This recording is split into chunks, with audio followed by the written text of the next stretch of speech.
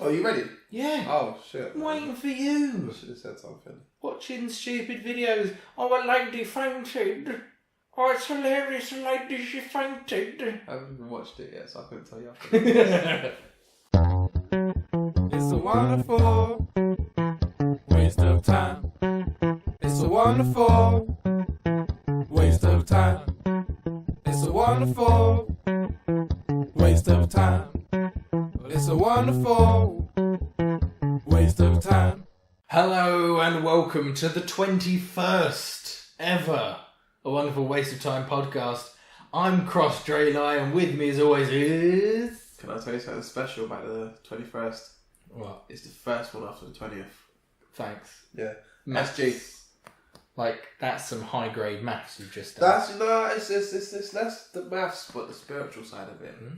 Because it's not just the 21st. Spiritual maths. It's the first one. Two plus 2 is 64. Why? Because I can feel that it's 64. Spiritual maths. That doesn't work. Spiritual maths. No, but... The crystals told me it was 64. No. You're missing the point. The point isn't that it's just a number that's made up. The point is, it's, in its own right, a whole new beginning. Because it's the first one after the 20th one. Yeah. Especially as the 20th one was a little bit different. It was a high point. Yeah, that's what I was going to bring up, is that if you didn't see the 20th episode, watch it on YouTube, because it was one where we drew stuff and made up our own television series. Not just a television... I'm not going to tell you anything about it. A television series. The best television show of all time. Thank you. The next hit television show. You watch that episode, you're all going to want to watch it. Like, everyone's going to forget what Walking Dead is. Everyone's going to forget what... What's the other one? See if you got it already. Breaking Bad. Breaking who? Breaking who? Jesus Christ. Am I right? Breaking who? What? Doctor Who, more like Doctor Who?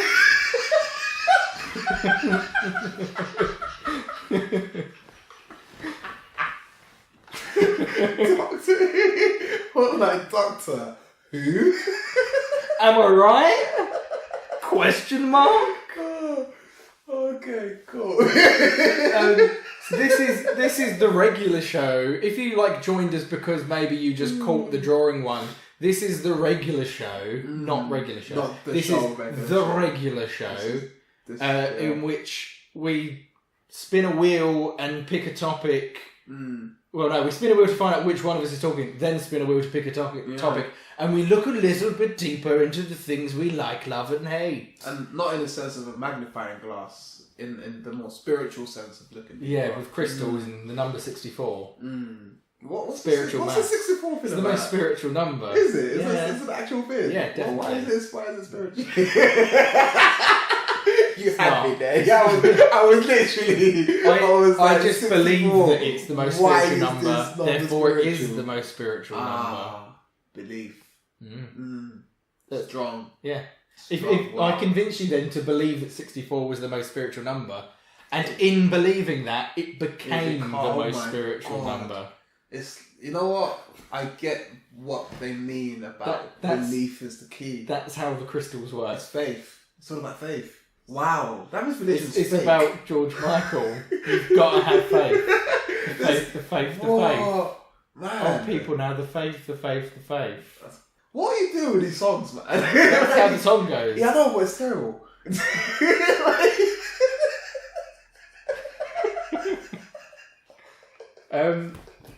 Fine, if you think you could do better. While we spin the wheel to decide who's talking, you're going to sing Faith by George Michael. What? Or Wham! I can't remember whether it was just George Michael on his own. And there's only one Michael song I'm gonna sing, and Go for it. We'll find out what it is when I spin it. Yeah. Is it Careless Whisper? Go. Last Christmas. Oh, it's really not. I gave you my It's not really his the song. very next day. I take it he did a cover of it, but it's not really his song. This year to save it up. I think definitely Okay. stop there. Okay. Cool. It's me. Cool. Right. And then let's What spin other to find songs out you what the got? What other topics. songs you Like got? a lot. Yeah. I mean, like, come on. Like, do you really Faith? Do you expect me to be clued up on George Michael songs? Is this like should be really? Yeah, I don't think he was ever that good, anyways. Jeez, he wasn't though. He was not that. Come on, look, man. I've just googled to find a list of it, and even Kamasi Washington has done a tribute to him. Kamasi Washington, the modern jazz saxophonist. Oh, because he plays saxophone. I should respect. He probably did Careless Whisper. That was probably his tribute to him. Everyone knows Careless Whisper. How's it go? I'm going to play a little bit of it to you, then cut it out of the podcast. Okay, go on. Waste of time. Whoa, Future Kross here once again, just a fact check. While SG's listening to George Michael to say that George Michael did write that song. That was bullshit. He totally wrote that song. There have been so many covers of it, I've just always thought it was like way older than that, but the Wham version is the original version of that song. My bad. Waste of time. Yeah, see? Now take back things you've said about George Michael. Yes, I've heard 2 songs. And is he a bad singer? Is he overrated like you said he was? I didn't say he was a bad singer. He may have done some bad things. Still think he's a little bit overrated, because even the first song you showed me, the instrumental track is more Careless memorable. Whisper. But the bit that you said that you liked was the chorus. Yeah. Okay, but so mostly because of the instrumental true. track. Mostly because of the instrumental track. But which bit did you sing along with? The chorus. Exactly. You can't sing along to this. You're doing it right now. You look like you're having a seizure. I didn't know that's how you play the saxophone. I'm working with what I've done. I'm smoking what I got, man.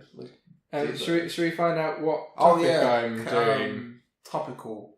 Do you want to do the Careless Whisper seizure saxophone? I'm not saying else.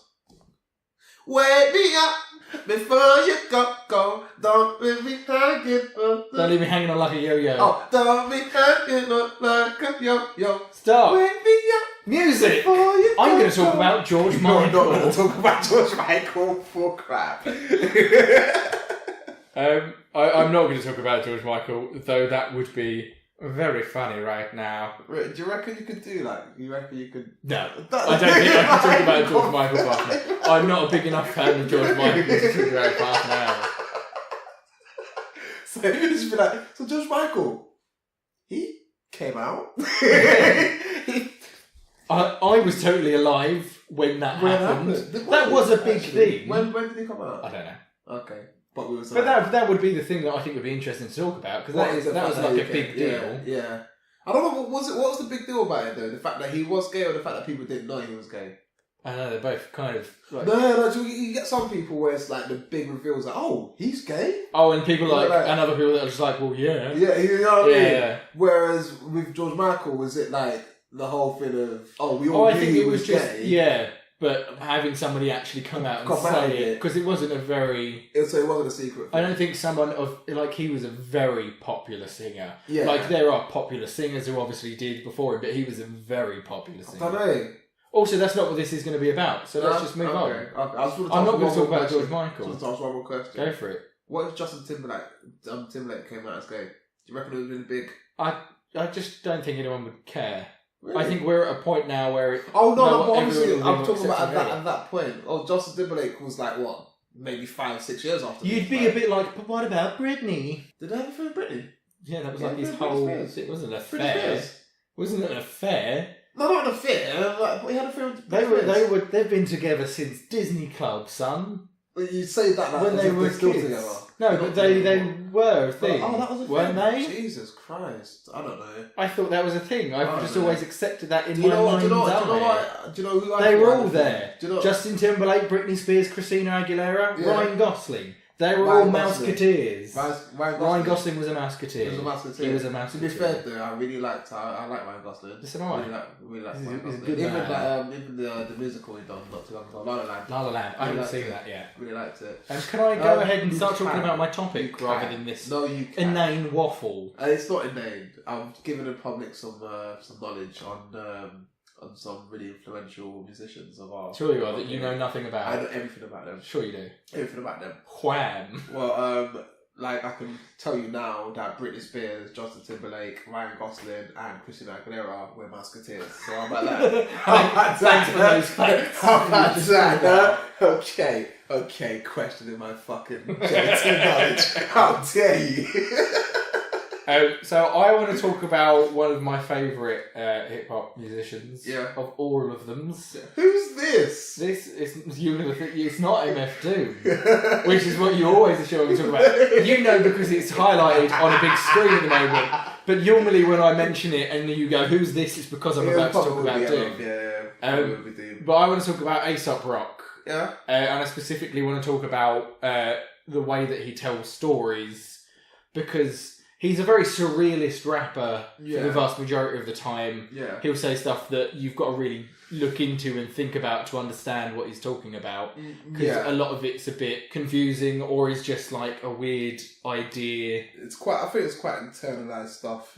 Anything, you know, it's often very personal stuff. But expressed in a way that it's kind of...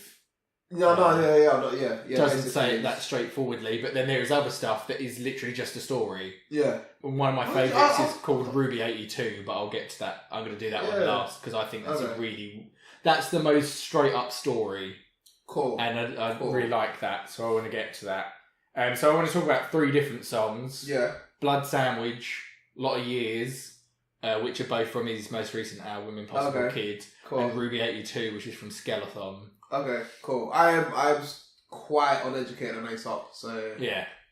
But I think when we go through it, you'll get some idea of it, and I'll explain what I think he's talking about, and a lot of it, I think, explains it pretty well anyway. Yeah, cool. But yeah, so he's known generally for being more surreal. He's not known for this stuff. I've heard quite, surreal. So, you know what I mean? I've heard some of his stuff, and it is a bit... even things that are very understandable, like he has a song about getting older and wishing he'd done more art and stuff like that. Yeah. He said the chorus of it is they want to cut me down just to count my rings. So it's what the song... Yeah, it's like a tree. It's like to look at how old I am. Yeah. But every verse starts with I used to paint. I wish I still painted. Is what the whole thing is. I used to draw, hard to admit that I used to draw. And that's what each verse starts, hard to admit that I used to draw, hard to admit that I used to paint. Because it's I wish I still did more of that. It's quite interesting way of putting it out. He puts it in a very intelligent way where it's like a concept rather than just saying it. Outright, no. So I really like that. So I've got the lyrics for several of them. Lot of Years, I'll probably only go through one verse, but Blood Sandwich I might go through a bit of. Blood Sandwich, I like the name. What's it about? So Blood Sandwich is about his brothers, which is obvious from the chorus. He's got 2 brothers. Yeah. So just to give you the chorus, it literally just says, just in case of rough waters, I want to put one out for my brothers. It is literally just saying, in case something goes wrong, I want to have written a song about them and let them know, even if we don't talk, I still care about them. You know what I mean? Yeah. So the first one is about his little brother. So it's the first one's about baseball. It's about baseball. I'm just going to read it. I'm not. I'm just going to read it. Come on, man. We're doing that with attitude and everything. Do you want me to do it how he says with his voice? Because he starts this, steps up to the plate. He says it like that. It's very, yeah. So the lyrics are, steps up to the plate, little brother, little league, 87, he was 8. Rookie season for the skinny slugger, newly out of T-ball. Pit against a pitcher with a ripper you could eat off. So he's just setting up. Sick, that's sick. Yeah. Pit against the pitcher with a ripper you could eat off. Flipping hell. So it is just setting up. It's about baseball. Then I like. Wait, would the ripper be the bat or the ball? No, with a ripper you could eat off. It's the pitch. It's the throw. It's the actual. It's the pitch. Well, how could you eat off it? It's just saying that it's strong. It's it's just a thing that people say you could eat off it. Yeah. So clean you could eat off of it. Yeah, so it's like he's thrown it so perfectly you could eat off of it. I was thinking more of the surface area. So pit against the pitcher with a ripper you could eat off. Oh, sick. Clean throw. Church, then a grip of loons run to third first. This is what I really like. Granny yelling go Cubs, nose in her word search. So there's this whole background thing of like his nan watching them, doing a word search, not actually paying attention to what's going on. She's not actually watching them. Is running through this. Seen milfs like apes on a monolithic bleacher, into advocating war and peace in lieu of sports and leisure. Hi Peggy. I was 10, chewing on a sweet tart, little brother left field, Queen's Guard. Mean arm, knees bent, 2 out, 2 on bags. When I caught him staring down at something moving through the grass.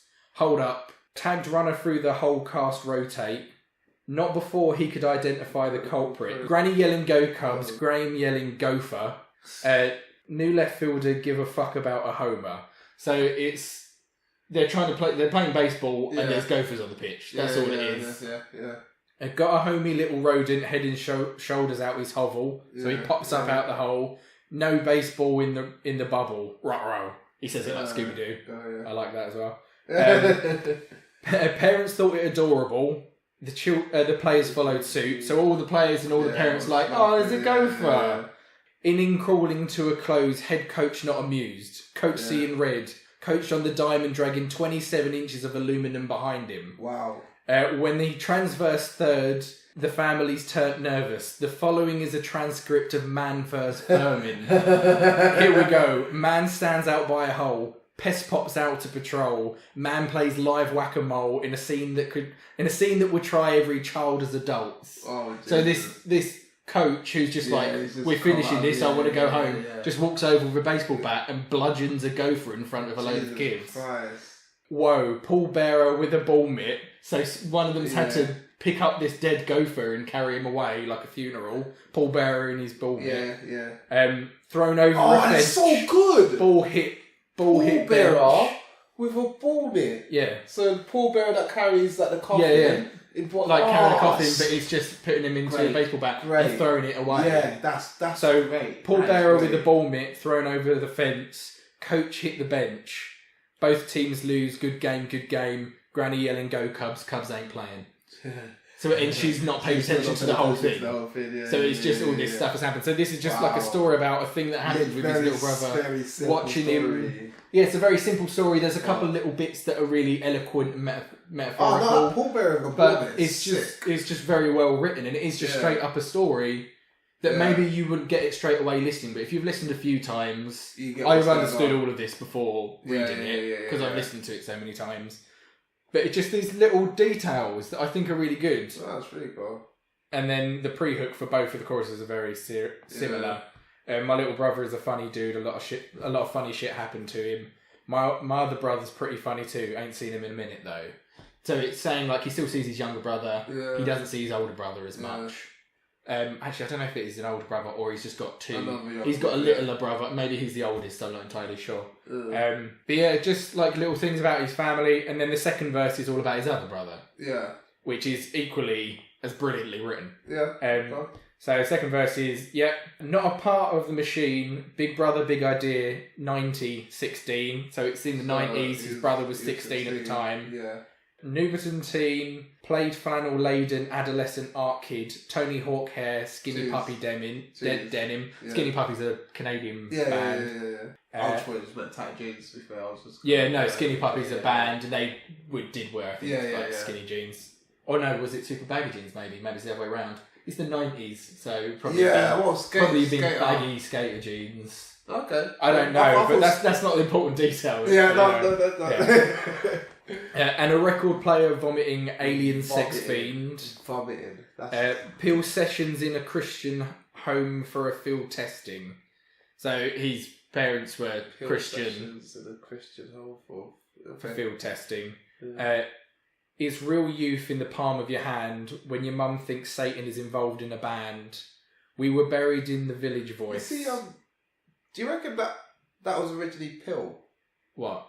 I don't know, it's something about Pill. That. Yeah, you know that Pill sessions? I feel like it should be Pill sessions. I feel like it's talking about... Maybe it is just this written wrong. Yeah, Pill sessions, it is a bit more like it's sounding like he's saying brainwashed to be Christian rather than listening to what he wants. So I don't know whether... I've never heard the term Pill sessions before though. But Pill sessions does make more sense to me. Yeah. But I don't know, it might just be this... Whoever's written these transcripts. It's real youth in the palm of your hand. So, that actually make more sense. Yeah. But anyways, So when your mum thinks Satan is involved in a band, we were buried in the Village Voice, which I'm assuming is a Christian band. Yeah. Checking out who was playing where, pulled his head up out the paper, pushing out a single tear. 5 words like a beacon of light in the mist. Ministry live at the Ritz. So Ministry is like a metal band. Yeah. And they've got like some satanic imagery. It was Christ has risen to Chris. So his brother's Chris, because he's named after Jesus. His parents, they're quite Christian. So this is his version of Christ. This is what he believes in. This band called Ministry is his favourite band. This is what he cares about, not religion. So Ministry live at the Ritz, it was Christ has risen to Chris. 3 loaves, 2 fish, which is obviously Jesus reference. Miracle of mechanised loops on 2-inch. Sick. See what he's done there, though? Yeah. He shared 3 loaves and 2 fish to feed the whole thing. Yeah. He's saying it's used what? It's used Miracle of mechanised loops on 2-inch. Just kind of, that's sick. Coming to a theatre, he would be there in the flesh. Or his Ministry? You know what? I think he Ministry did like an industrial band. I think he did mean Peel. Because it's got through this whole Christianity thing now. On this. Mum's didn't say no, but she didn't say yes. Yeah. So that's a very understandable mum thing. Cop ticket, are the plot thickens. Countdown to ultimate concert experience. Jeez. Ma still wary, and why they called Ministry? Are they a cult? Yeah. Maybe she would properly investigate. Bought a mag with an Al Jurgensen interview. Read a couple sentences. Glanced at a pic or 2 or 3. That's all. No fair trial. Simply, you will not be going to the show, and that's final. What occurred next were the top of the lungs of a son who had lost what he loved. Jeez. In a moment that would transcend anger to high art, said, "This is something I'm willing to die for." Jeez.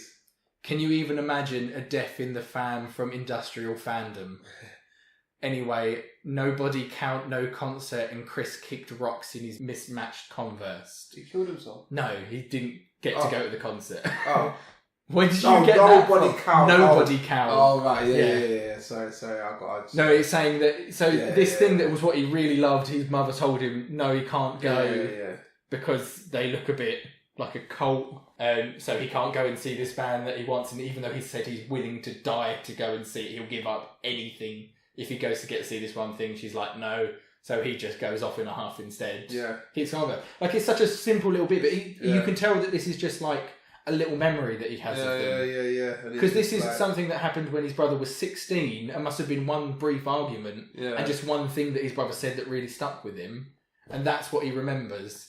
And then the pre-hook's a little bit different for the second one. It says, my older brother is a funny dude. A lot of funny shit happened to him. We hadn't spoken in a couple moons. I called him last night, how you doing? So it's like he hasn't really seen his brother in a night. He's been thinking about it while he's been writing this song. So he calls him up. So it's nice that it's just these stories about his brother written in a very eloquently way of writing something. Yeah. And I think it's a thing that a lot of people don't do to this degree. This is part of why I really like Aesop Rock. Because when he says a story, everything sounds magical in it. Everything sounds beautiful. This is why I like the Mountain Goats as well. I think he does the same thing. John Daniel does the same thing in the Mountain Goats. They've actually worked together as well, which is quite interesting. They've probably got an appreciation for how each other writes stories. But he'll just write a story as well, and it'll just be done in a really eloquent way. You know what? For such simple things, that was written really well. Man. Yeah, that was really impressive, actually. So let's get a bit of a lot of years going, and then Ruby 82 is actually really short. Yeah, cool. A lot of years is kind of about being older. Yeah.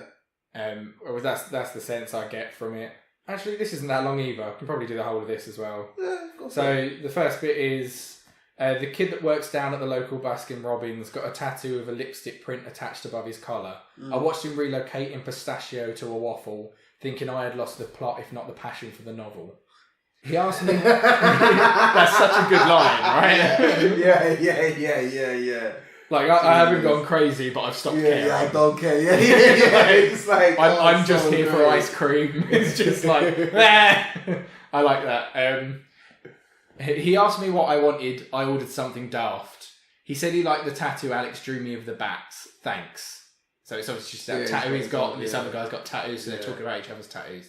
I like it too, but modestly confess, in present company, my colouring is not the main event. Look at that neck. He's saying he likes his lipstick tattoo on this ice cream guy's neck more than his tattoos. The message is immediate. This guy F's chicks.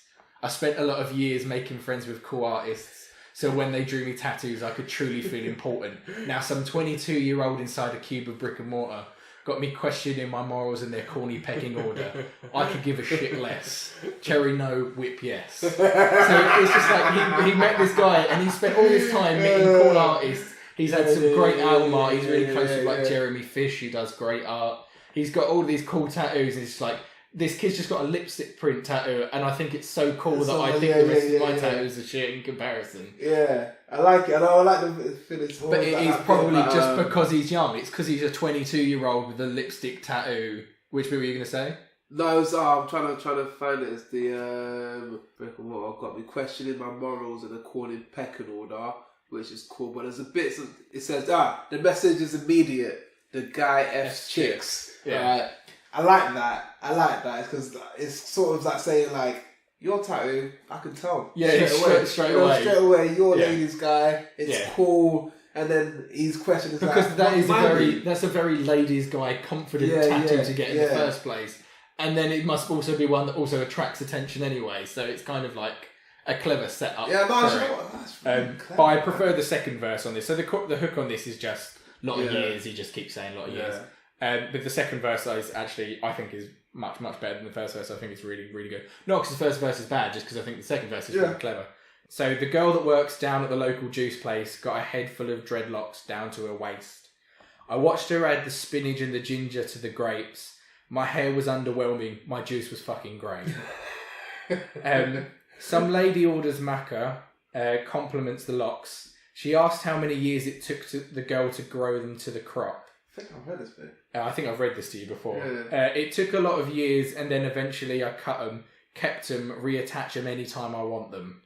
So she grew her locks, cut them off, and now she just wears them as extensions. And then the next, got a video of this, hasn't he? Yeah, I showed you the video. I think as well. So the next line after that, after about her dreadlocks being reattached, is my mind is fucking blown. But he says it like, my mind is fucking blown. The future is amazing. I feel so fucking old. I bet you claim your pets and ride a hoverboard to work. I used a folding mat to find the juice place in the first. These kids are running wild. I'm still recovering from church. You should have seen me in the 90s. I could ollie up a curb. You should have seen me in the 80s. I was bumping New Edition, dragging acne into Hades. Now it brings it all together. They're all making him feel old. Exactly. They're all making him feel okay. So they're making him feel old because he's like, I used to be impressive, and now everyone around me has become more advanced. Back when he was a kid, dreadlocks took time and were an effort. But now she can grow dreadlocks and just put them back in when she feels like it. To the point where he's saying, you clone your pets and ride a hoverboard. It's like, and saying, in the 90s I could ollie up a curb. Like, that was impressive then. Like, now that's nothing. People can do crazy shit on skateboards. Oh, wow. It's really clever, man. Really clever. Just all of his stuff is just so clever. But yeah, should we just go on to the final one? This is mostly just reading and brief analysing, but I just want people to appreciate this. Like, there are a few people that do this, I guess. Maybe not.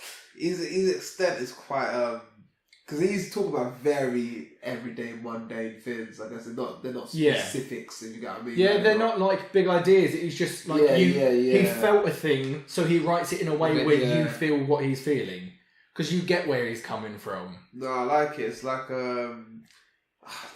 as a very quick reference, it's like when Biggie done I Got a Story to Tell, where he's just telling you a story about something that's happened. Obviously that was a lot more glamorized, but it was quite interesting, if you know what I mean, the way he did it. But this is more metaphorical in a sense, if you know what I mean. Like it's not though. At the same time, it's just straight up a story. It's just the way he's written it. It's just it seems you like get the meaning of it because you can relate to a lot more to it as well. I feel like. Face value, you wouldn't think it was such a simple thing. To like compare to like we're younger than he is. Yeah. I'm 24. I'm about to be 25. You're already 25. Am I older than you? Yeah. You're like by a month. Hey. A month and 5 days, I think it is, isn't it? Pipe down, young boy. when Heelys first became a thing, Yeah. did you not see kids that go, I would have loved those as a kid? Still, it's the same thing as in the fucking 90s I could ollie up a curve. I was like, when I was a kid, if I wanted rollerblades, I had to put a different pair of shoes on. Yeah. It wasn't one shoes that could do both. I had to put roller skates on. My fucking feet up and boom, I can cruise. And now I'm a magic wheelie boy. Crazy lucky shits. So yeah, it's just very relatable, his choice of stories. And the last one is a specific story and a specific event. You made me really angry about these kids. Yeah.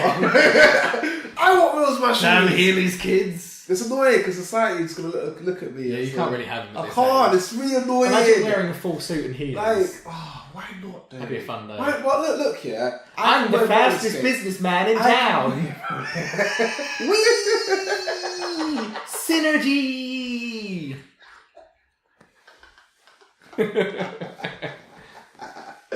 Just the advert for it. Do you ever thought it took too long to get to your desk from the... just imagine like a 49 specifically year old man in a full suit. Yeah. Kind of gruff. Yeah. He's got a bit of beardage and like really cropped hair. He's very formal. Yeah. He says, "Now, if you'll excuse me, I have to go to a meeting." Then he pops out his Heelys and just blades off into the sun. I would look at that guy and say, "My hero." Yeah. Why aren't I you? Why? Because he's felt something. Yeah, he's comfortable with himself. Exactly.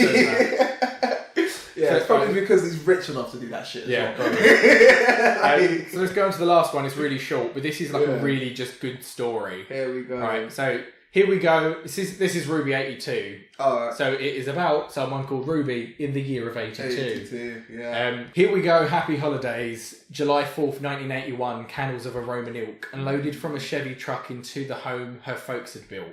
Patio was charcoals and extended famine folding chairs.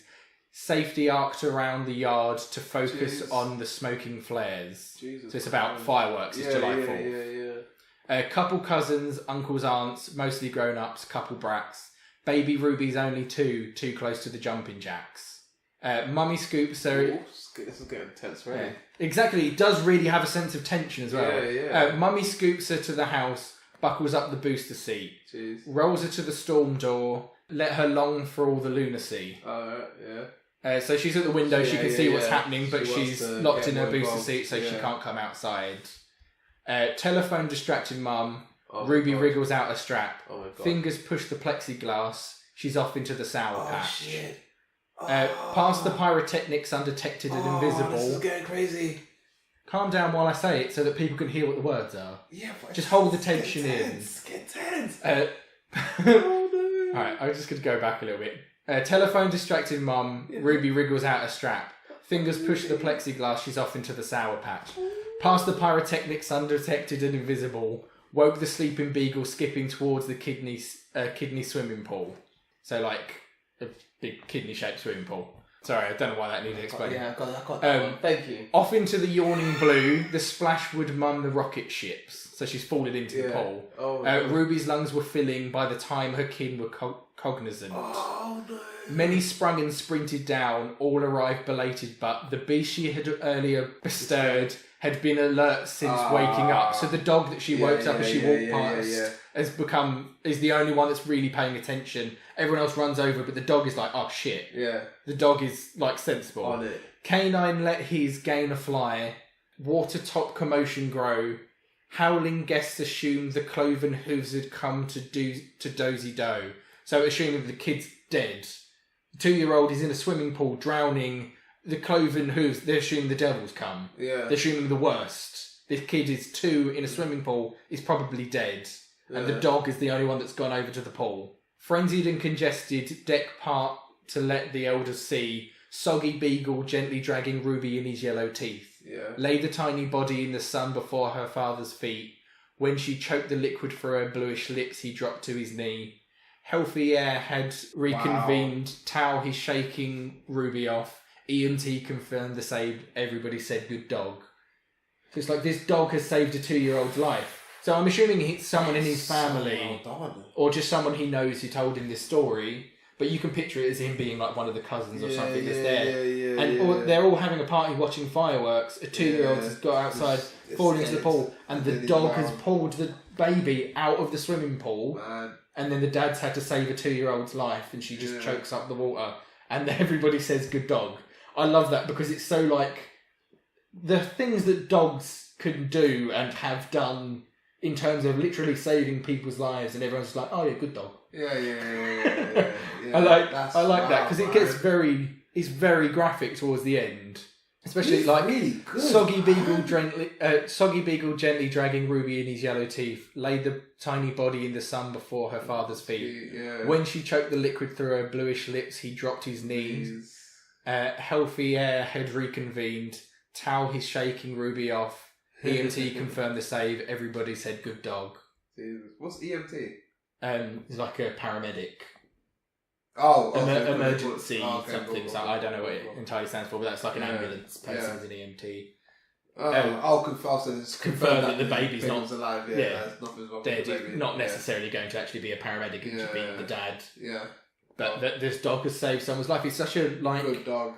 Deep story. It's so short, and this is such a good story. Do you know what it is? And it's so well said. Even little bits like the bit about the fireworks. Past the pyrotechnics, undetected and invisible. Yeah. Things like that are just so well written. It's a really good choice of words. You know what it is? He's just a great writer, right? Yeah. So, where was the bit I said about the... he's very wordy. She's too close to the jumping jacks. Mummy scoops her to the house, buckles up to the booster seat. Yeah. Right, see that bit, that whole couple brats, baby Ruby's only 2, she's too close to that's where he builds attention. Yeah. Like, it does speed up a little bit as well. Yeah, because you get this sense of she was close to danger, so they had to move. So it's kind of like there could be more danger. Yeah, exactly. Oh man, you guys, really good actually. I can't even think of who's doing that as much in hip hop. He also has he has got like people who have like looked into it. Yeah. He has got the biggest vocabulary in hip hop. Yeah. By like a huge margin, supposedly. Yeah. So somebody did like an infographic that shows you who it is. Images. So this is the chart that somebody made. Yeah. To have a look at. So that's Kanye. Well, obviously, no one can see this. This is Kanye West at roughly 4,000 mark. You go up a bit. You've got like Eminem, Brother Ali, MF Doom a lot higher. Yeah. Slightly above Shakespeare. They've put in Shakespeare to give you an idea of how wordy Shakespeare is in comparison to rappers. Go a bit higher than that, you've got Wu-Tang. And I'm assuming that's everyone in Wu-Tang. That's not a single person. Yeah, no. That's everyone together. A little bit higher than that. Jizzo, the book Moby Dick.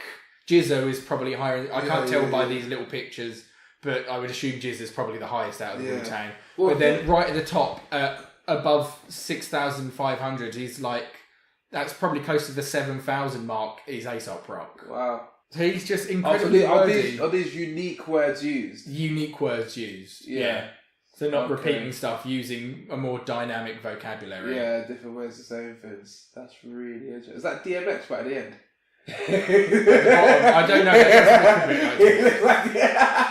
Poor DMX.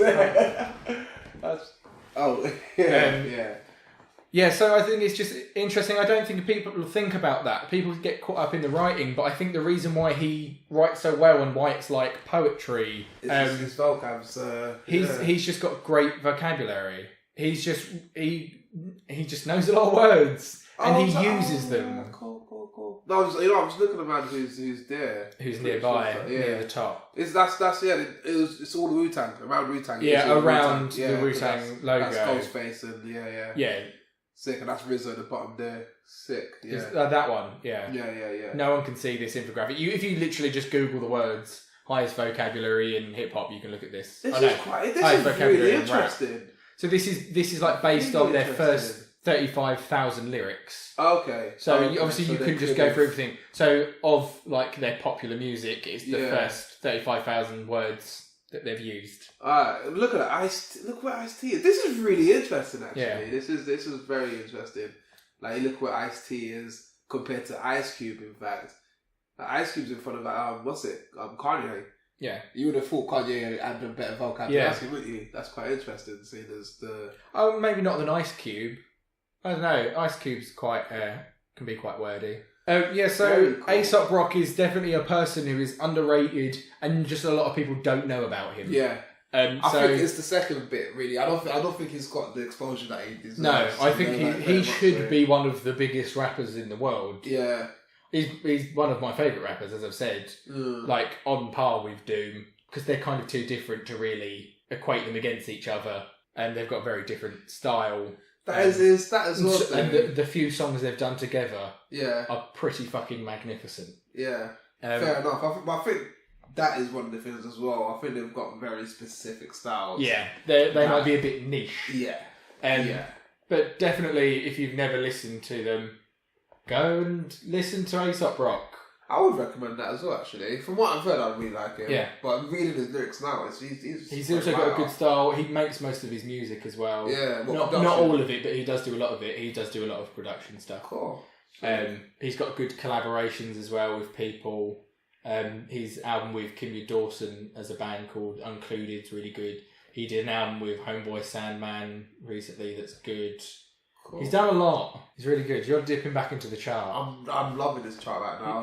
I'm loving how I like how Andre's there. You're looking at how close Andre 3000 is to MF Doom. I'm a bit surprised, you know. I'm a bit surprised. To be fair, I genuinely would have thought MF Doom and Andre would be a little bit further up. Yeah. Like, above Wu-Tang, I thought Doom would definitely be. No, do you know what is Wu-Tang though? I saw this conversation with Jizza and Neil. They actively tried They did want to bring a lot of intellect into their music. Yeah, so I'm not that surprised with Wu-Tang. I would have thought Doom would still be higher up than that. Yeah, very much. Just naturally, I think he's very wordy. He's got a very interesting choice of words. But I don't know. It's a weird thing as well because I said the first 35,000 lyrics. Yeah. Now. That's a lot of lyrics, but at the same time, probably be impossible to do it based on everything. Yeah, because you've got to put everyone in an even playing field. Yeah, as well. Yeah, that's true. We need to wrap up there. There you go. But yes, go listen to some Aesop Rock, and if you write rap, if you write any form of hip hop or anything like that, if you just write songs or poetry, I'm not saying try to use big words, but just don't be afraid to. Don't try and simplify things. And try and think of an interesting way of saying anything. Even if it's some normal story, you can say it in a way that becomes far more interesting than a normal story. No, it's really interesting. Cool. That's it for that section. We'll see you after a very, very short break. We'll be deciding who's doing the next bit. See you in a second. It's a wonderful waste of time. Okay, and welcome back. You ready to spin the wheel? Do you not feel like it's deceiving because we're not physically spinning? Don't think it's not deceiving. Well, because it's an app. Yeah. Do you want to app the wheel? No, you're right. Spinning all sounds better. Yeah, exactly. Yeah. Okay. Cool. Go. I didn't give you a thing to do. I know. Yeah, just scat. Trumpety scat. Start. I've got a bit of cough. You. Oh. SG. Oh. Simon so many letters going on there. Got confused. U, S, G. Succeedingly grapes. What? SG, I'm just trying to random words it could stand for. What it could be. Okay. It could just stand for solid gauge. Well, you know. Shanghai Gophers. Shanghai. See, that's like, if where's two syllables, I feel like that would be SHG. No, because it's not two syllables. Do you not know how abbreviations work? No. You don't do it for every syllable, you do it for the beginning of a word. Yeah, but I just feel like because of that one. So spin. Spin. Fucking hell. Go. Making it so difficult. Stop. Games. Jesus I don't know if you've done games before, have you? Have you not got many games? Jesus Christ! You've not really done games before. It's cool. Well, then why do you keep shouting Jesus Christ? Because I updated my list today. Also, and why do you shout Jesus Christ at all? I know. You're not a Christian. I'm not a Christian at all. It's a weird catchphrase culture of saying Jesus Christ. It's a Western thing. It's a Western thing. Yeah, it's just this is what Western culture has done to taking somebody else's God's name in vain. Ridiculous. It's ridiculous, man. If I was like a devout Muslim, then I should be ashamed of myself. but I'm not, so I don't care. Jesus Christ. I'm about a 6 out of 10. What? On what scale? Of how abidingly religious you are. 6 out of 10. No, I'm should try harder. I'm barely a T. You're like an E. You've passed. Yeah. It's like I've done my bit, but let's just. You ain't getting a job in it later on. And we just don't talk about it anymore. It's like one of those grades where it's like, oh yeah, I've done that subject, and that was it. Yeah, that's it. Yeah, I did that. And we shall never talk of it. So I've got 2 ways to go with this. And the reason I was saying, oh God, was because basically I updated my list this morning. Yeah, and the games one was the one I missed out. Like I had the ideas, but I was like, it's probably not going to come up. Yeah. I haven't structured it well. But there you go. You been made to fall by my wheel that doesn't actually spin because it's only digital? Oh, no, the wheel makes spins, you look a right fool. The wheel spins, we don't spin it. Well, I do. I press the button. You press the button that then makes it spin, but that's a program. You're not physically. It still gave you games despite. So, anyways, the games. There was 2 things I was going to go with, but I'm going to go with this one because it's more a concept it's more or a recent. specific game. It's a concept about a concept based on a specific game. It's a concept as is the point of the show. Yeah. It's a concept based on a specific game. I'm going to talk about Hitman, right? Cool. And the concept about it is we've spoken a little bit about Hitman. Yeah, we have, and I think I've covered it a little bit. I think the one it's Absolution, the one that I've got as a reference point. But my point about it is, I think it's a great game. I do think it's a really good game. It's too slow. So the whole thing about games is, right, games, like anything entertainment, they do have a duty to reality. They have a duty of not being too far attached from the reality of the world. Yeah. So if you're going to play a game of a Hitman, it shouldn't be too far attached to what a Hitman would do, which is a lot of scoping around, a lot of waiting around, a lot of planning and all of that. But at the other side of things is you're playing a game to have fun. Yeah. Right? And Hitman is a lot of planning for a small amount of execution. Exactly. A literal small amount of execution. What I found literally. But what I found with the game is, like, it's one of those games where unless you are so devout to that, and I'll be quite worried if you are someone who's devout to being an assassin, unless you are so devout to kind of the methodology and the tactics of it, it's bullshit, and you have to just continue restart to understand what you have to do. It's one of those it's a very massive trial and error. If you want to do it quickly, it is a bit trial and error. Whereas if you want to play it and do it in one, you've got to plan. You literally have got. Also, I think part of the problem is you've got to play it as a game. The fact that you've got to wait for a long time makes it more obvious it's not a game, because you literally have to follow people around their walk cycles. You have to go, I know that eventually this person's going to return to this point, which a person wouldn't actually do. So if you were an actual hitman, you would see an opportunity, seize it, leave. Boom. Whereas playing it as a game, to do it without messing up the mission, you have to literally spend a long time letting them walk around their entire walk cycle and back to the point you've decided is where you're going to kill them. Like the costume changing stuff as well, like where you have to go and hide into the thing and all that. It's like, there's a lot of like, I feel like, yes, you've given me the realness, you've given me that this is what it's like. I mean, I don't know how, Ubisoft, was it Ubisoft? It's Square Enix now. Square Enix, okay, cool. Yeah. I don't know who it used to be. Okay, cool. Well, as if whoever developed this game knows what it's like to be an assassin. It's like, okay, fair enough. You've given me the mythology behind it. You've given me like, this is what you have to do. You do have to hide. You do have to change your costume. You do have to watch the guards. It was Eidos. Eidos. Okay, I think that's how you pronounce that. I've never actually heard anyone say it before. Nah. EIDOS. It was Eidos and then Square Enix. I think Square Enix actually just bought Eidos, the company. Oh, okay. Or maybe they just bought the IP, I'm not sure. I'm pretty sure it was Square Enix then.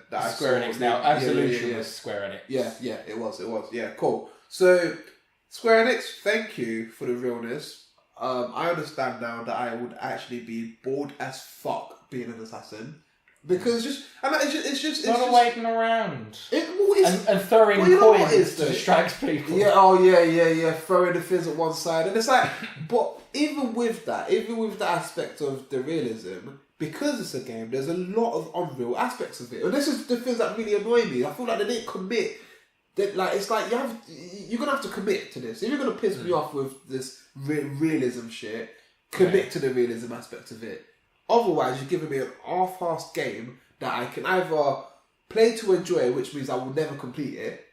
I feel like if you play Hitman as a purely, I'm just going to have fun here, you're not going to get through the missions. You're not going to really, you know, it's just like there was one particular mission where you're in the shooting range, right? And it's when your guns have been sold and you have to go get your guns back in the shooting range. Yeah. And then they've got this game where the girl says to you, if you can shoot this many targets and get this many points, we'll let you have them back. Yeah, and that's bullshit. Because you would never have got... No one would do that. No one was going to do that. You'd have to pay for them. Well, no, you have to... Also, why would he have gone all the way to get them back? He would just get new guns. It would... Oh, I don't know. Apparently it's specific guns because he loves those guns. And he loves those guns. But even that level, like, for a second I thought, oh, this is fun. This is target. This is shooting. You get, you know... And then very quickly I realised I'm never going to reach the points. So I was like, oh, there must be a different way. There was a different way. It was fucking long, but there was a different way, and it wasn't the fun way. It wasn't the shoot the targets and the real, you know. See, most of what I'm picking up from what you've said so far isn't that the problem is the game. It is that this isn't your kind of game. Yet you're still playing it. I sucked at it. I can't lie. So I can't lie. Half of it was. It sounds like you want to play a shoot 'em up, but what you're playing is a stealth game. Well, no, because no. Because I feel like there are stealth games that are still fun. So let's look at like some of the missions, like even missions on shoot 'em ups where it's very stealth based. Like more so not Metal Slug. What's the other one? Just for the sake of snakes, me and Solid's got Metal Gear. So Metal Gear Solid. That's a stealth game. Yeah. That's a stealth game, but that's a fun stealth game. That's a game you can enjoy. That's a game where there is a bit of scoping, there is a bit of understanding what you're doing, but you can still very much go on the action side of things. Yeah, right? That is kind of walks the line a bit. It is a stealth game, but it is also just an action game. Yeah. Whereas Hitman is straight up a stealth or nothing game. It is. The point of the game is to try to not get caught at all. But you saying that you don't see the point. Yeah. It is the only game which is based entirely around the point is to not get seen by anyone, kill anyone other than the target. But that's kind of not... In that, you have to kill loads of people. With Hitman, there's still... Assassin's Creed is more like Metal Gear Solid than it is like Hitman. Yeah, but both of those... So Metal Gear Solid and Assassin's Creed, like you said, they do cross the boundaries of stealth. But I think, as a game, you can't just be a waiting around kind of game. And the thing with Hitman, I think, this is one thing that does get me with Hitman, is there is a lot of mundane actions to get to about a minute worth of actual play in the game. Yeah. If you get what I mean, like, and it gets, I don't see the point in that. And okay, I'm just saying this game isn't for me, but I still feel it could have been for me. I just don't think they got it right. I feel like there's a balance they could have hit. Even if it's their sales numbers would beg to differ. Fuck the sales. They don't all buy anything because it's got a name, right? So I don't think that's why. If that was true, it wouldn't have spread into the 9 games they've had so far. Well, no, but I just look, even if it's an aspect of I'm basing this on Absolution. Maybe some of the other games. Absolution is the 6th game, though. Yeah, cool. Oh, actually, no. Technically, it's. It's one of the last. Technically, it's 8 games because one of them is the trilogy on this list, so that doesn't really count. That's just but Absolution is one of the last games anyway. Absolution was 2012. Yeah, I think these 2 are like app games. Yeah, exactly. And then Hitman is the most recent one. Well, there you go. For the fact that Absolution basically killed off the franchise. No, like what they've got. No, it really did not. What they've got literally. Hitman is the game. Hitman that is just. I haven't played that new one. It's just called Hitman. And it looks good. He's supposed to be a lot better. I played a bit of Absolution and I got bored of it. I'm not a huge fan of Hitman. I'm not going to say like, oh, I love this game, don't talk shit about it. I understand the point of this game. No, but that's what I mean. I'm with you on that. And I remember the early Hitmans, and I don't remember them being that boring or slow. I don't remember them having such a slow... And I think it's because all the missions in Absolution had a very slow aspect to it. I feel like they could have done it where... Because, look, you're going after, drug laws or, international... There's going to be shootouts. But fun shootouts. It's not if you're a hitman. That's not the point of you. It's not the point of your. It's not the point of your. It's not the point of your. Of what you do. You shouldn't have any kind of loud altercations. But I just feel like they could have made it better. They could have just given me. I feel like your version of better is being able to shout everyone, which I think is the opposite of the point of the game. It's not even being able to shoot everyone. It's more okay. Like say like this, right? So I could. When you change costumes, right? Yeah. So you shoot someone, you can change costumes, now you're done. That's bullshit. That's fucking bullshit. I shouldn't be able to walk past you, or even the whole use your instinct, they won't see you. All he does is cover the back of his head. That's not a thing in the newer one. No, exactly, because all of these things are bullshit. Maybe that was a thing in Absolution. I didn't play enough. But it's like you put things like that in that aren't really realistic, and they actually give you more of an avenue to then do. Like, you see that whole thing, that whole instinct to like worm through people. Yeah. It defeats the point of being totally stealthy because you can literally walk right next to someone. And it just defeats that whole if they see you around that's really. So maybe the next one fixes a lot of the problems that you have with that. Maybe so. The most recent one, the episodic one. Yeah. Most people don't recognise you if you're in a costume, but certain people do. So it's like the people that are in charge of that group of people will always recognise that you're not one of them because they're in charge of the staff. So they'll be like, I didn't hire you. Yeah, see? You're not the right person. See? There we go. So that makes you can't sense. just put in a costume and disappear. You put on a costume and most people don't recognise you. Okay. And most people that are sort of on the same level as your costume will just let you in. Or if you outrank them, they won't know you. If you're from another group, so like if there's say the first mission is in Paris at like a fashion show. Yeah. If you go dressed as a model and you show up to say the crew, they're not going to go, you're not one of the models, because you just go, I'm one of the models, how dare you try and stop me, and then they'll just let you pass. Whereas if you show up as crew and you go to like, most of the crew don't recognise you, but like the head of the crew will recognise you, and you have to avoid that person. Actually, I think about that. Absolution has a similar thing where if you're two different groups,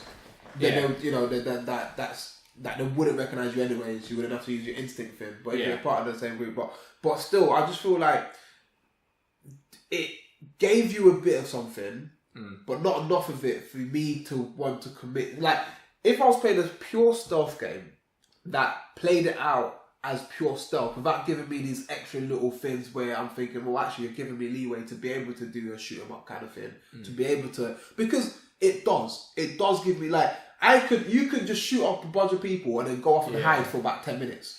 Yeah, that is definitely, again, I think that's an Absolution problem, not the other ones. I do agree. In Absolution, there is far more leniency for you to kill people and hide, whereas in the episodic one, if you get caught and they start coming after you, it's pretty hard not to die. There you go. Okay, no, that's fair. That's fair because that commits to the whole thing. But Absolution, maybe I should just focus on Absolution. Right? Because I haven't played the new ones and I haven't played the old ones recently enough to be able to say. Yeah. But in Absolution, they just didn't commit to the things that would make me think, okay, you know what, this is a pure stealth game. I'll have to get into that mentality and I play it as such. you know. Whereas there are other games that do commit to that slow moving aspect of things, that kind of stealthy thing, that whole you have to find this out before you move to here. I think of Final Fantasy. Final Fantasy is a very slow game.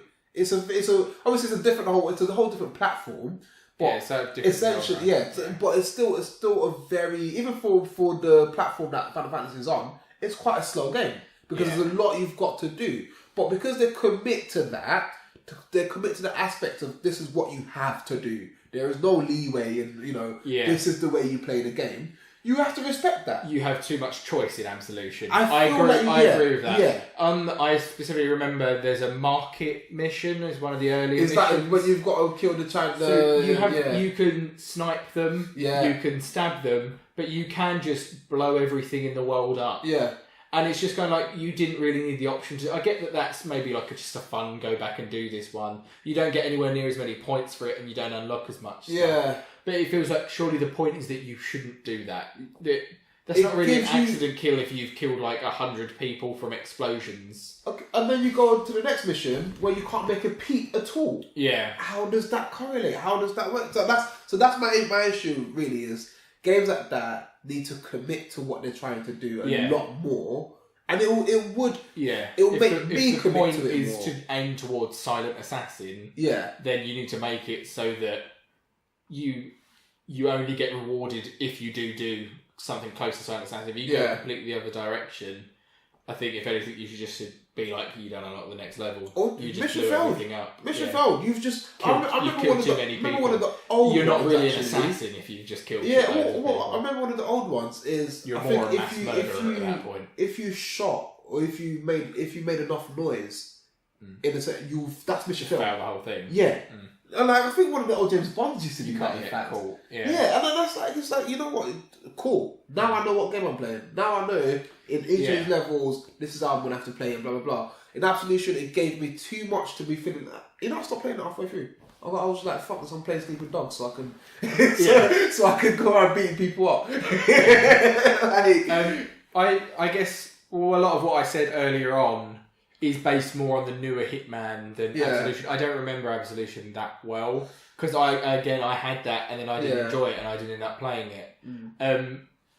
I get the point of it being a very slow game in the new one, because in the new one you spend a lot of time setting up how you're going to kill them, and then it's sort of like, I know how I'm going to do this now. One shot, one chance, that's it. Yeah, cool. There's less leniency. As much as if you fuck up, you don't fail, but it is like, if you fuck up, 50 guys show up and shoot you. And it's very hard to escape. You can escape. You can hide if you get away before they show up. But if they're really on you, you're probably pretty fucked. Yeah. It's all quite public areas and stuff like that. Yeah. So it is kind of harder to get away with things. Yeah. Absolution was a lot of private property stuff, man. A lot of indoorsy stuff. And it's like, well, as a hitman, I would probably be in the next building already. Like, you know what I mean? Like, there's... Yeah. Like, it wasn't even that fun. Like, there was one mission where there's, you got to kill the three brothers or something like that. I do not remember. Okay. Well, there's this one mission, you got to kill 3 brothers that run this kind of town syndicate, and you've got, I guess, options of how you can kill them each, right? Yeah. Now it got to the last brother, and I just basically got to the point I was like, I've tried this stealthy thing with these other 2. It's getting a bit long, right? Yeah. I went all out for the last one, killed him, done. I was like, why? Well, I should have just done that for all of them. Yeah. It's like, you could have got away with just killing everyone and running away. And fair dues, they which bring isn't some really points you down. want out of a So no, it doesn't. And like, obviously they do that point system of, if you get seen or if the body gets found, you lose a certain amount of points, and it's like, but that has no real bearing on me playing the game. It has a little bit of regards to what I can get out of the game, but I know I can go back to these levels anyways. Yeah. It doesn't make me think, I should play this game smarter. It doesn't at all. Yeah. And I think it lacks what other similar games have done, and it's a very unsure game, which just doesn't interest me now. So yeah, Hitman. Which is a shame, because I think they could have, like, I remember really liking Hitman when I was playing it on PS2, I think it was. Yeah. I really liked it. Yeah. So, I think you should try the new one, the episodic one, because I think it is it is very much a stealthier version than Absolution is. Absolution feels a lot more like an action game at times. It does feel like you're supposed to just run through and try and kill everyone. It feels like a very slow action game rather than a stealth game. Yeah. I agree with that. Yeah, if you're talking specifically about Absolution, I agree with a lot of what you're saying about the pacing being too slow because it's not a payoff. I thought you were just talking about the franchise in general. No, I think it being like slow and following things round and learning little bits of story. I especially think that's really clever. That it doesn't spoon feed you story. You have to go and sit and listen to someone talk about something and piece it together and work it out. I really like that about it. I think that's a clever way of doing it. But yeah, the pacing being slow, I think works because you're learning at what they're doing and then you're going to attack. Yeah. Whereas in Absolution, there's a lot of crawl around a bit for the opportunity to kill every single person because there are people. It's easier to just kill them than move on. Whereas in the new one, it feels like the levels are open enough that you can just entirely avoid people. Okay. It feels worth it to sneak round them. Yeah. Compared to in Absolution, it doesn't feel worthwhile. It feels like this is just a waste of my time. I can just kill him. There's going to be no repercustions. Kill him and drag him into this box that's everywhere. Yeah. Every other room has a place to dump bodies. In the new one, it doesn't feel like, I might as well just kill him. You just feel like, knock them out, take the clothes. Yeah. It feels like you should be doing the things that are part of the game. Yeah. More so than Absolution did. Yeah. Okay, fair enough. Like, it's good to know that the new one... Because I do like Hitman. Like, I think the concept of it is really good. Like you said, that whole it doesn't spoon feed you stories. Yeah. And I like that it is the most stealthy stealth game. Yeah. Really. It should compared be, though. to It's Metal about Gear Assassin. Solid. Assassin's Creed is about assassins, but it's not as an action game. No, Assassin's Creed it's about get to that one person. It's a parkour. Pakora, the Indian snack food. Oh, nice, delicious, healthy. Keeps you active. So that was what I was going to talk about. So I just didn't. I thought Hitman Absolution was quite a flop of a. It was well received. It did really well. I think. It would. I think it would do really well. I think it's sold well based on hype. I think. Yeah. But it did get good reviews as well. Yeah. It I don't know. I did find it boring. Yeah. I didn't play the whole thing. I think I got up to... Is there a mission where you're in someone's flat and there's loads of weed? That was in Absolution, wasn't it? I feel like I got up to that and then I stopped. I think I might have stopped playing after that. Yeah. No, I did that one. I specifically remember that, though. Yeah, that and the market, I remember. The market, you know what? The market one annoyed me. That was really early on, though, wasn't it? Yeah, it was. It was one of the first two. Yeah, it was like one of the first two ones. Market one quite annoyed me actually because it was you replay it and you just find out there's more than one way to kill him and it gets really like actually then what am I doing? Like I just spent the last 3 times we started trying to do this way because it clearly shows that path. You find another path and you're like, well, this is literally a lot easier. This is just like I don't know. It gave me too much. I think as well, if you went the complete opposite way with it, I think it would be more fun. If it was just like, no, it's okay to just kill everyone, as long as you do it to a point where you can't get caught. I think it's fun. It's like, I love Fallout is one of my favourite games. Yeah. I like playing that stealthily. I like that, obviously you just kill everyone. There's no knocking out, there's no hiding bodies and stuff like that. Yeah. But I like that you can go to big enemies that could probably kill you, but if you're stealthy enough, you can get around them. So you can just take them out one by one and try and get through them without being seen. I really like stealth in games. Yeah. But with Hitman, especially Absolution, it does feel a bit like worthlessly stealthy. Compared to the newer Hitman, where it feels like it's more purposeful. Okay, you know what? That's summed up pretty well. Because I know for a fact it's not the slow aspect of it. Because I quite like slow games. I quite like games that you have to play or explore more to enjoy it. Like Tomb Raider, love Tomb Raider. Slow ass game. Yeah, no, I love exploring in games more than... I suppose that's another thing. You'd be more willing to spend a lot of time playing a game if there was enough to do that felt worthwhile. Going back to Fallout again, Fallout 4, I've played probably like 300 hours. Crazy. Something ridiculous. Yeah. because it's just a huge open world, and you can go and find all these little details and do stuff. Whereas Hitman is a small world with slow pacing. Yeah, I suppose the newer one is bigger levels than Absolution, and they're more intricate levels. I think that adds a lot to it. But there is a lot of just walking around, hiding from people. Like I say, I don't think that's a bad thing in the new one, but in Absolution it really was. I'm not entirely sure why. I do just think there wasn't as much payoff. And I think like the pointing system. I didn't like that point system. I don't know. Does the new one still follow that point system? I don't remember the point system for Absolution. It took points off of you if you did bad things. Yeah. Whereas I think the new one is based on giving you points if you do things right. Yeah, okay. So it's in the other direction, I think, might be really different. So it's just like, if you didn't set an alarm off, you get an amount of points for that. Cool. If you didn't kill anyone, you get more points for that. If nobody saw you, get points for that. For killing in certain ways, you get points for that. So like Absolution is like, so say you kill a body, you don't hide it. Yeah. And so but instead of only taking points off when it's not been found. Yeah. Don't take points off because you've killed a body you didn't have to. Fair enough, okay, cool. Yeah. But then I've got no real way of like getting that back. If you know what I mean, it's just like you're punishing me. But what if, like, are you telling me they're not hitmen out there that their way of getting to the culprit is by killing someone else? Yeah. You know, like, what if that was part of my plan? Like, let's be real. Yeah, I suppose that is more of the thing. It isn't that. You can do all of these things. I think that's part of it. You can, but it gives you the illusion of this as an option. Yeah. I think that might be the problem I have with it, is that why say that you can do this if it's not actually a good thing to do? Boom. Cool. Why say I can kill all these people? Yeah. But it's going to be shit for you. Yeah, exactly. You might as well say, no, that's a bad thing you've done. Don't do that again. Yeah. Play it as a tell me Cool. Tell me I've done wrong.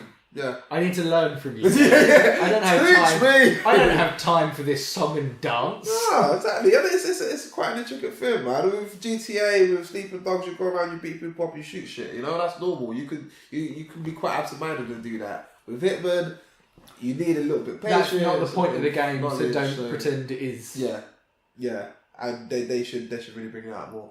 But yeah, that was me just moaning. I do think you should play the new one, because you can walk around and just shoot people randomly, but it has a lot more repercussions. Yeah. There's less like... In fact, I would say that it feels like the new Hitman, you walk into a building and then you play Absolution for a second and walk out again. It's not as enclosed... Because you go in, there might be a room that's got one person in that you can kill and then hide their body, but then you walk out to the grander scheme of things. Yeah. Whereas it doesn't... Absolution really felt like it was on tracks. It felt like there was a set path to do everything. Yeah. It's really annoying. Whereas the new one, it's such a bigger world, I think.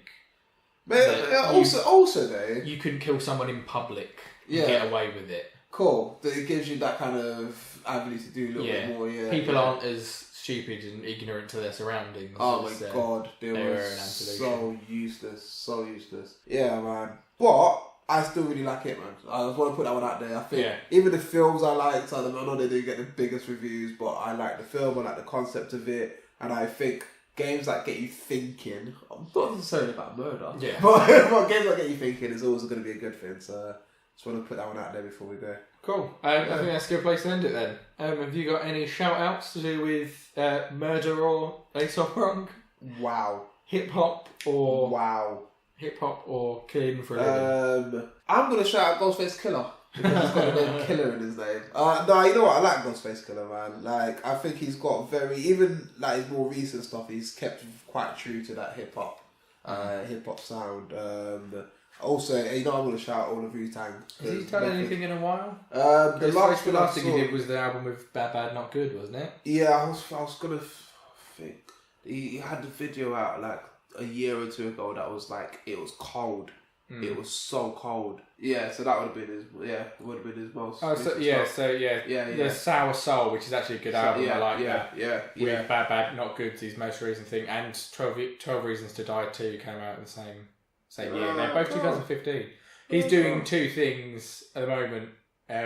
He's doing an album with Doom, Sick. So I'm looking forward to that. Yeah. Swift and Changeable, I didn't know it had a name yet. Yeah, so he's doing a couple of collaborative albums soon. Ah, sick. That's cool. Yeah. My shout out is still, I'm going to say Aesop Rock again. I think you should just try him. I think he's just... Try him. Like he's so underrated, and I think just doesn't have the exposure and doesn't get talked about enough for how good he is. Yeah.